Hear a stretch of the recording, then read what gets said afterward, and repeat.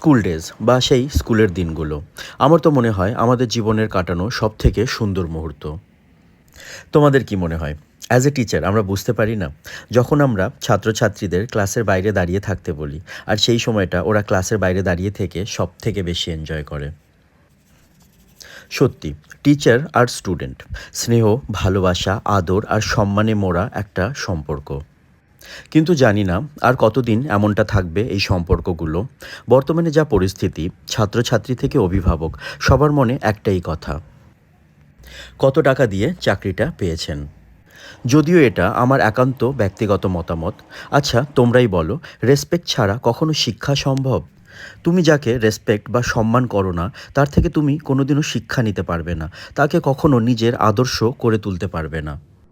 চাকরি আছে না গেছে, কত টাকা দিয়ে চাকরি পেয়েছেন, আজ আমরা এত বছর চাকরি করে কেন এই কথাগুলো শুনবো?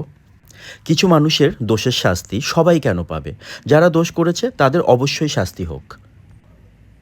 আমাদের পুরনো কোনো স্টুডেন্ট রেজাল্ট নিতে এলে পরে সে কবে কোন পরীক্ষায় কত নাম্বার পেয়েছে পুরো ডিটেলস আমাদের কাছে থাকে। তাহলে কারা কারা দোষ করেছে সেই রেকর্ড খুঁজে বার করা কি খুব কঠিন কাজ ছিল?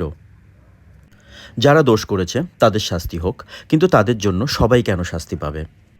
আমরা সবাই কেন শাস্তি পাবো? কেন আমাদেরকে সন্দেহের চোখে দেখা হবে? আমি সত্যি জানি না কার কাছে এই প্রশ্নের আনসার আছে।